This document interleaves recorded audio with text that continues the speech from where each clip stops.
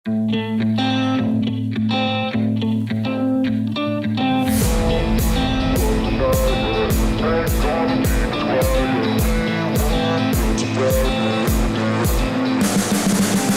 bocah ajaib dari Magetan yang bikin dunia balap menoleh.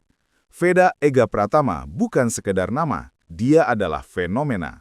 Lahir di Magetan, Jawa Timur, bocah ini menjelma jadi bintang baru balap Asia.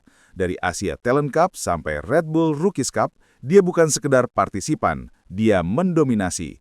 Di usia yang bahkan belum genap 17 tahun, dia sudah menantang pembalap Eropa di lintasan. Tapi tunggu, kalau dia sudah sedahsyat itu kenapa belum ada di Moto3? Disinilah teka-tekinya dimulai. Penonton dari Indonesia sampai Spanyol penasaran, ada apa di balik layar? Apakah ini soal umur, politik tim, atau strategi besar yang belum diumumkan? Jangan kemana-mana, karena jawabannya lebih mengejutkan dari yang lo kira. Prestasi tinggi tapi belum diumumkan. Ada apa di balik diamnya pihak tim? Musim 2025 jadi ajang pembuktian mutlak buat Veda. Di Red Bull Rookies Cup, dia mengunci posisi runner-up dengan total 181 poin. Itu bukan angka sembarangan, itu angka pembalap kaliber Moto3. Tapi sampai saat ini, tak ada pengumuman resmi dari tim manapun. Bahkan saat juara RBRC biasanya langsung disalip kontrak Moto3, Veda malah masih on hold. Pertanyaannya, kenapa? Apa karena kursi penuh? Atau karena tim-tim besar masih menunggu lampu hijau dari sponsor? Rumor mulai liar, netizen mulai resah, dan komentator balap mulai spekulatif. Satu hal pasti, diamnya manajemen bukan tanpa alasan, dan biasanya diam adalah tanda ledakan besar yang akan datang. Bukan soal bakat, ini soal jalur resmi dan tiket emas ke Moto3. Naik ke Moto3 bukan seperti beli tiket bioskop. Ada sistem, ada hierarki. Veda boleh saja punya catatan lap tercepat, tapi tanpa undangan resmi dari tim dan slot kosong, semua itu tertahan. Red Bull Rookies Cup memang jadi jalur utama, dan posisi 1-3 biasanya otomatis dapat akses promosi. Tapi, tidak semua tiket emas langsung digunakan tahun itu juga. Kadang pembalap perlu karantina setahun, masuk wildcard, atau jadi test rider dulu. Veda mungkin tengah berada dalam fase itu, masa persiapan. Dan menurut beberapa media, ini bukan penundaan, tapi strategi.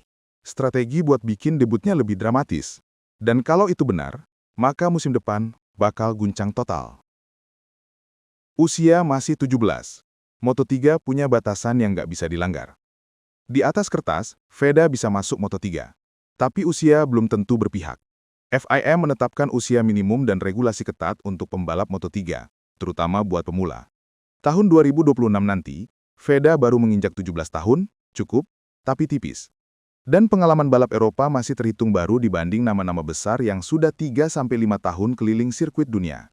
Tim manapun nggak mau ambil resiko kalau pembalapnya belum matang. Tapi, ini Veda. Bocah ini sudah punya mental baja sejak kecil. Dan kadang, justru pembalap muda yang punya insting pembunuh. Jadi bisa jadi, tim lagi timbang resiko.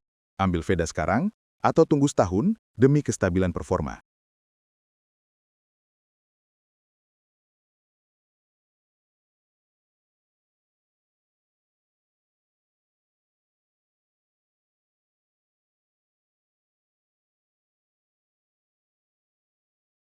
Masalah timing dan politik garasi.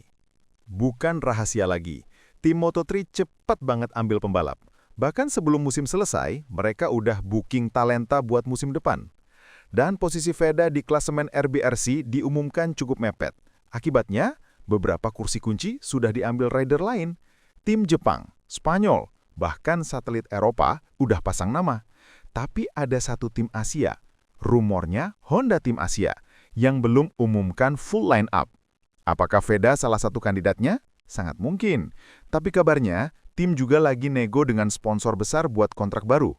Ini bukan cuma soal mesin dan kecepatan bro. Ini juga soal uang, politik, dan strategi pemasaran.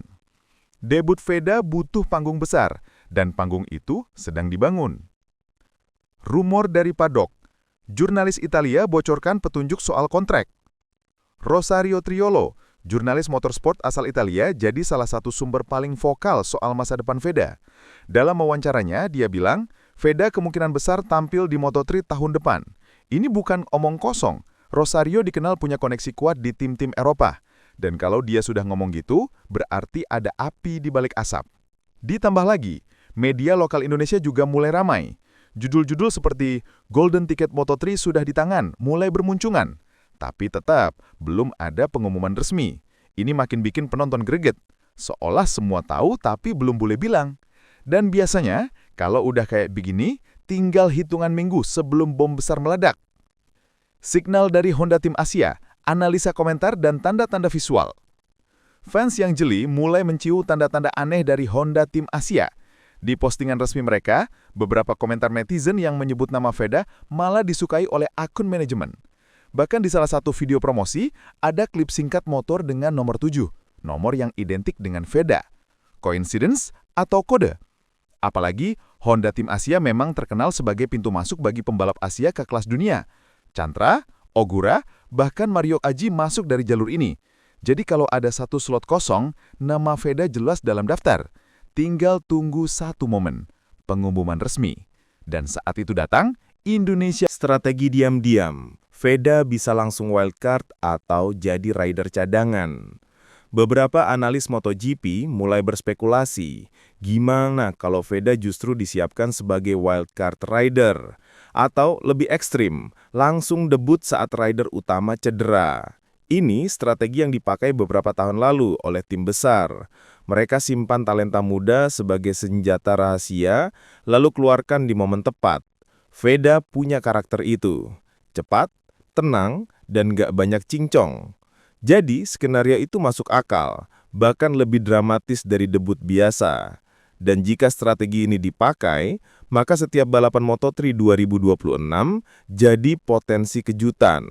Karena kapanpun, bocah dari Magetan itu bisa muncul dan bikin kejutkan pedok dunia. Harapan fans, kapan Veda debut? Jadi trending di komunitas balap. Di forum Reddit, Twitter, sampai grup pecinta MotoGP Indonesia, nama Veda terus disebut. Bahkan tagar #Veda2Moto3 pernah sempat trending. Fans mulai bikin prediksi, edit livery motor, bahkan nyiapin desain helm buat debutnya.